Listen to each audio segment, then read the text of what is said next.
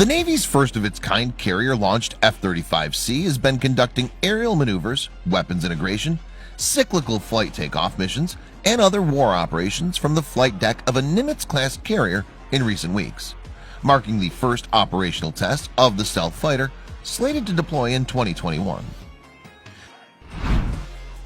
The start of formal operational testing is a milestone more than 18 years in the making, Vice Admiral Matt Winter, F-35 Program Executive Officer, said in a written statement. While aircraft are in operational test, the F-35 Joint Program Office will continue to support the delivery of phased capability improvements and modernization of the air system.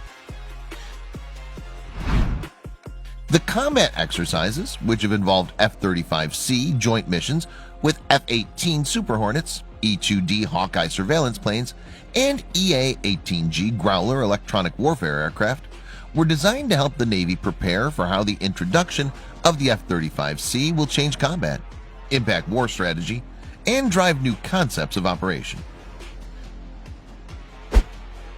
Missions have included defensive counter-air and anti-submarine warfare. Among others, Captain Matt Norris from the Joint Strike Force Operational Test Team said in a Navy statement earlier this year during carrier air wing assessments on board the USS Abraham Lincoln. Formal operational testing is continued into the fall to ensure the emerging aircraft can fully perform the full range of war operations. The emergence of a carrier-launched stealth fighter is intended to give the Navy more combat attack flexibility and an improved ability to fight sophisticated enemy air defenses from a sea-based carrier. Such an ability can allow a maneuvering carrier to hold targets at risk from closer proximity if land bases are far from the combat vicinity. Perhaps of greatest significance, the F-35C brings stealth attack technology to the carrier flight deck for the first time, a circumstance which further enables sea-based attack operations to attack advanced enemy air defenses and function in extremely high-threat environments.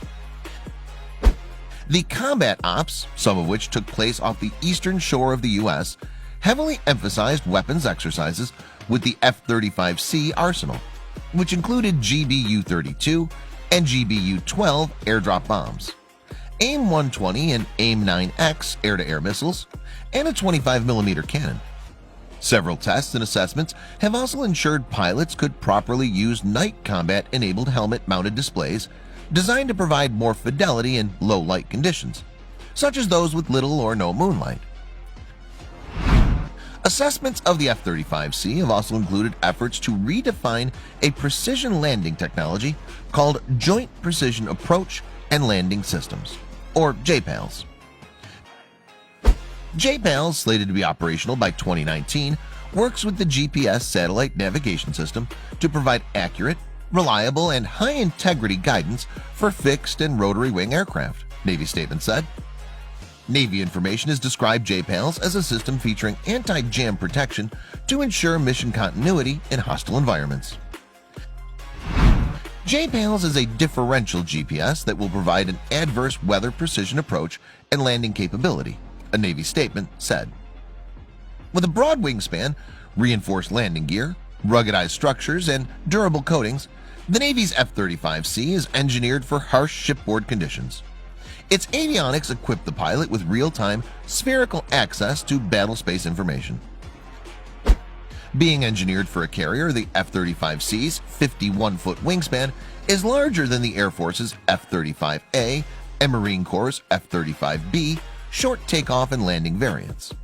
It can fire 2 AIM-120 air-to-air missiles and 2 2,000-pound Joint Direct Attack munitions. The F-35C can reach speeds up to Mach 1.6 and travel more than 1,200 nautical miles, according to Navy information. In the future, the F-35C will have an ability to drop a small-diameter Bomb-2, a high-tech weapon now in development, able to track and destroy moving targets from great distances using a tri-mode seeker. The SDB-2 uses millimeter wave, laser, and infrared guidance technology and has now been tested on an F-35, Raytheon developers have explained. Over the next 5 years, the Navy plans to acquire as many as 60 or more of the new fighters, Navy officials have told Warrior Maven. The F-35C is engineered with a new technology called Delta Flight Path, which helps pilots land on a carrier deck more easily, Pentagon F-35 developers say. Test pilots and engineers credited the F-35C Delta Flight Path technology with significantly reducing pilot workload during the approach to the carrier, increasing safety margins during carrier approaches, and reducing touchdown dispersion. Carrier landing is never easy, as pilots must account for the wind speed, atmospheric conditions, and the speed of the ship. Navy pilots have explained to Warrior Maven in previous interviews that pilots follow a yellow light on the flight deck of the ship called the Fresnel lens to help the trajectory of the approach, called their glide slope.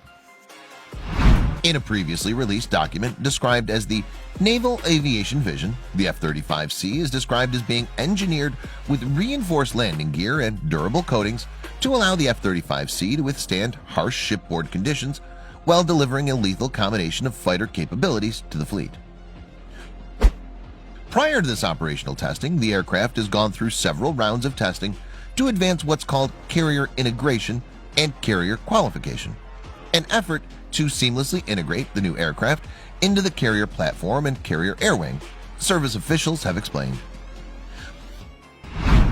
By 2025, the Navy's aircraft carrier-based air wings will consist of a mix of F-35C, FA-18E&F Super Hornets, EA-18G Growlers electronic attack aircraft, E-2D Hawkeye battle management and control aircraft, MH-60RS helicopters, and carrier onboard delivery logistics aircraft such as the Navy Osprey tilt-rotor aircraft variant.